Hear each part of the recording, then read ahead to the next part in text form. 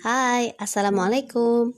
Selamat pagi, siang, sore, malam untuk semua kalian pendengar podcast cerita kita. Sudah makan belum? Jangan lupa makan ya. Perbanyak buah dan sayur. Istirahat yang cukup. Aktivitas jangan kelelahan. Dan tubuh kita perlu dibooster dengan vitamin yang mengandung antioksidan. Apa aja itu? Yaitu vitamin C dan vitamin E. Supaya kita lebih kuat dalam menghadapi situasi wabah ini. Gak terasa udah masuk episode ke-7 dari cerita kita. Kita akan bahas sesuatu yang bermanfaat buat kamu-kamu yang udah punya pasangan dalam hidupnya. Apa itu? Kita saksikan bersama-sama ya. Suatu waktu aku buka salah satu sosial media, kemudian tiba-tiba muncul sebuah grup parenting yang pastinya bagus buat kita para ibu-ibu muda untuk mendidik anak-anak kita.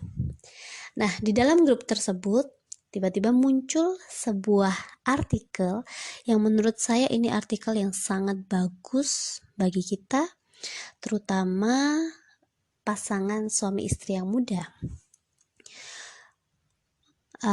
Ibu Eliati Bahri menuliskan tentang artikel yang berjudul Komunikasi Suami Istri dan Pengaruhnya pada Pendidikan Anak.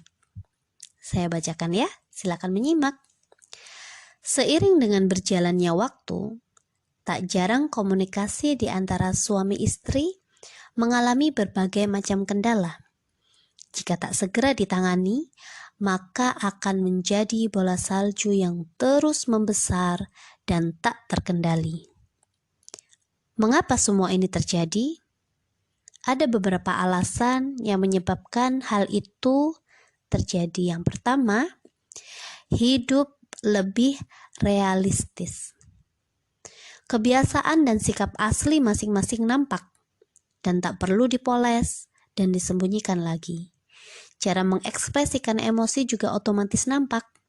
Marah, menghakimi, selfish, narsis, mencap, dan lain-lain. Yang kedua, dari pengalaman saya menghadapi berbagai kasus keluarga dan perceraian, ketika pasangan ini belum menikah, mereka tidak mengetahui atau tidak diberitahu bahwa masing-masing harus mempelajari latar belakang pengasuhan pasangannya dan mengapa perlu tahu. Yang paling buruk adalah kenyataan bahwa masing-masing pasangan tersebut bahkan tidak cukup kenal dengan dirinya sendiri. Yang ketiga, tidak mengetahui bahwa sesungguhnya Allah menciptakan laki-laki dan perempuan itu berbeda. Baik otaknya, hormon-hormonnya, alat kelamin, rasio otot dan daging, kapasitas paru-paru, dan sebagainya. Yang keempat, tidak memiliki keterampilan bicara yang benar, baik, dan menyenangkan. Serta masuk ke alasan kelima, kurang memiliki keterampilan mendengar, sehingga alasan keenam, tak mampu berkomunikasi yang baik, bersih, dan jelas. Apa akibatnya? Masing-masing seperti terperangkap dalam diri sendiri. Bagaimana jalan keluarnya? Mana bisa kita ceritakan kepada orang tua? Sudahlah mereka capek mendidik kita, menyekolahkan, menikahkan. Masa masalah kita bawa juga ke mereka? Nikah dijodohkan orang tua saja tidak mudah kita mengadukan, apalagi ini pilihan kita sendiri. Tangan mencincang, bahu memikul. Kalau diceritakan ke orang lain, aib hukumnya.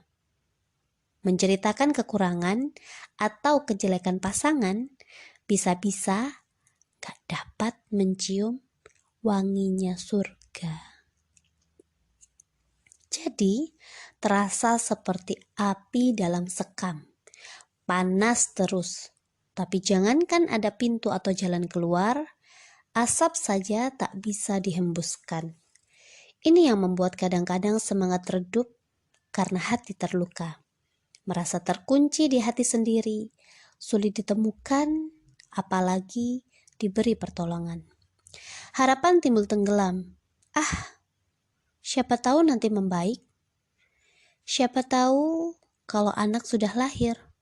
Siapa tahu kalau ada adiknya pula. Siapa tahu apa yang terjadi selanjutnya. Kebutuhan semakin beda. Marah makin mencuat. Bersih tegang, bertengkar, saling merendahkan, saling menyalahkan, saling menjelek-jelekan, saling menjatuhkan, saling menuduh, menghakimi, mencap, bahkan sampai menyebut-nyebut orang tua. Akhirnya, saling diam-diaman, bicara seperlunya saja, semuanya membuat semakin sunyi di hati. Sudah jelas, dalam keadaan seperti ini, sulit bagi masing-masing pasangan untuk menunjukkan pengertian, pengakuan, apalagi pujian. Satu tempat tidur, tapi seperti beda planet. Berpapasan di pintu, berusaha jangan senggolan. Beradu kaki, ditarik buru-buru. Kamar sering sekali sunyi, masing-masing dengan aktivitas sendiri. Sibuk dengan gadgetnya, tapi hati semakin terluka, semakin perih. Kalau ada tamu, standar ganda, saling menyebut dan menyapa, seolah tidak terjadi apa-apa. Iya, begitu kan ya Mi? Bi? Hahaha. Begitu tamu pulang, sunyi dan senyap kembali. Kebutuhan untuk diterima dan didengarkan tetap ada pada masing-masing sebagai kebutuhan dasar agar tetap jadi manusia. Mulailah terjadi perselingkuhan atau punya teman curhat yang biasa berujung maksiat atau nikah lagi. Yang populer sekarang adalah binor atau bini orang atau lakor atau laki orang, yaitu selingkuh dengan teman sekerja, sekantor, atau lain kantor, atau mungkin teman SMP atau SMA dahulu. Semua dijaga, tahu sama tahu. Kalau hamil kan punya suami. Naudzubillah min dzalik.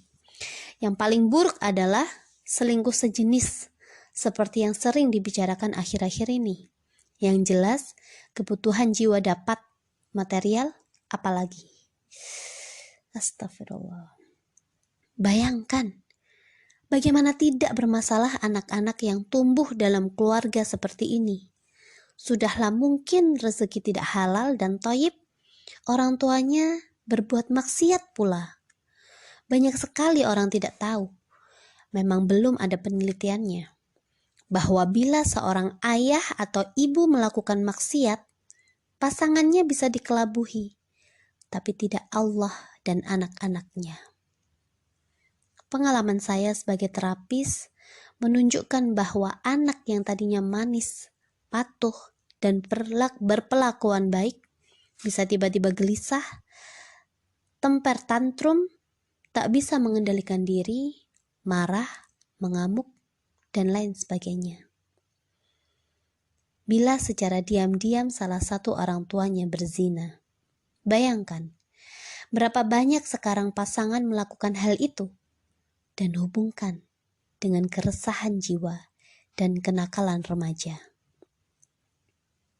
Dalam iklim psikologis di rumah yang buruk sekali, itulah anak tumbuh dan berkembang. Bayangkanlah dampak bagi perkembangan kejiwaan, emosi, kecerdasan, sosial, dan spiritualnya. Jadi, bagaimana sebaiknya?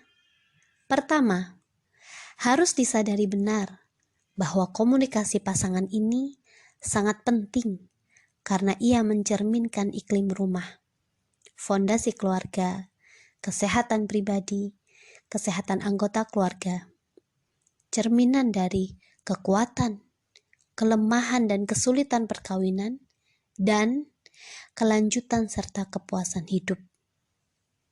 Intinya, kalau suami usia masih muda, sudah sakit-sakitan, jangan-jangan ada masalah besar dengan istrinya.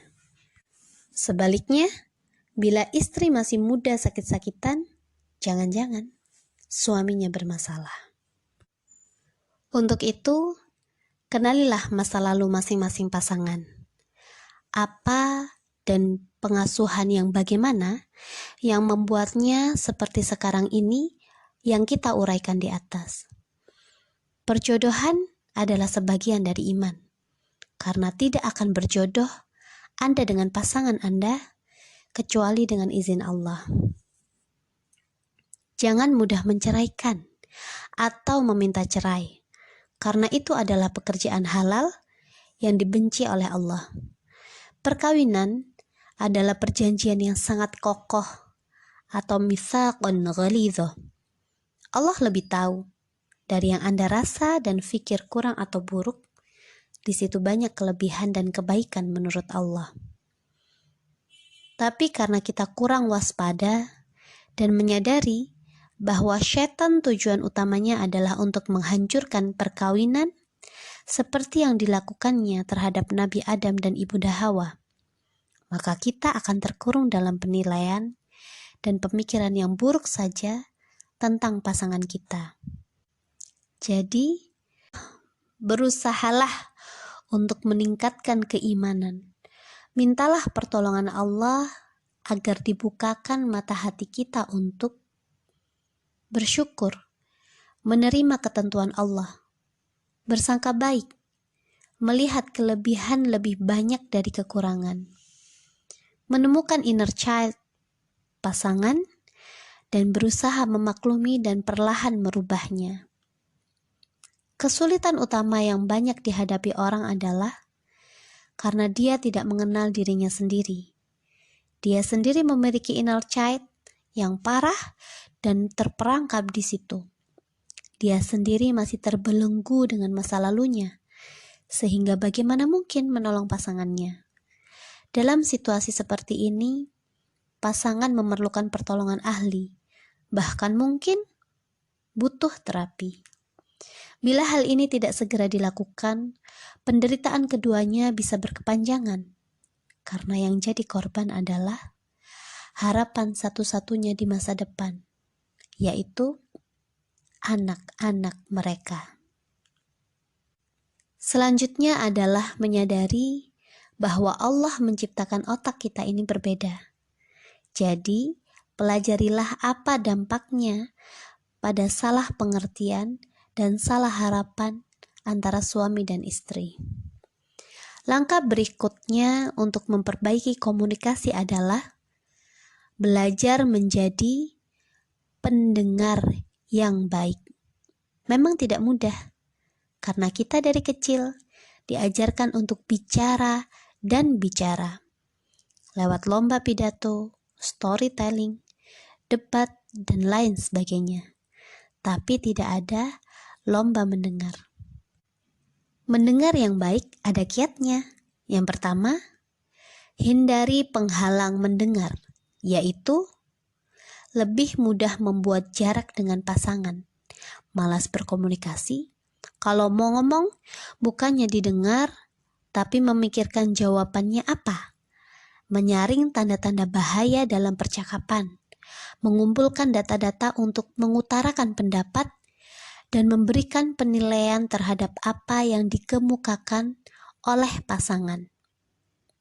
Kedua, berusahalah mendengar yang benar dengan bukan hanya diam di depan pasangan yang sedang berbicara, tetapi cari tahu tanpa baca pikiran apa yang dimaksudkan, dikatakan, dan dilakukan pasangan. Tunjukkan kita mengerti pasangan, sehingga hubungan terasa jadi lebih dekat, bisa menikmati kebersamaan, menciptakan, dan melanggengkan keintiman. Ketiga, mendengar dengan benar membutuhkan komitmen dan komplimen. Komitmen atau kesepakatan dengan diri kita sendiri artinya, dalam mendengar kita berusaha untuk mengerti, memahami, menyisihkan minat dan kebutuhan pribadi, menjauhkan prasangka, dan berusaha belajar melihat dari sudut pandang pasangan. Sedangkan compliment atau hadiah adalah menunjukkan pada pasangan bahwa saya peduli kamu, saya ingin tahu apa yang kamu pikirkan, atau apa yang kamu rasakan, dan apa yang kamu butuhkan.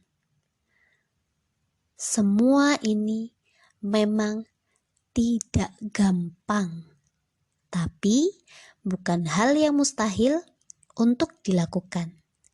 Cobalah sedikit-sedikit, asal jangan Anda menyerah dan kembali ke pola komunikasi semula.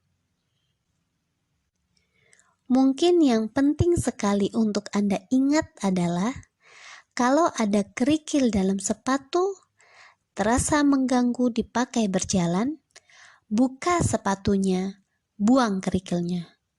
Bukan sepatunya yang Anda ganti. Tidak ada manusia yang sempurna, termasuk Anda, termasuk saya, termasuk kita semua. Yakin bahwa Anda bisa. Insya Allah bisa.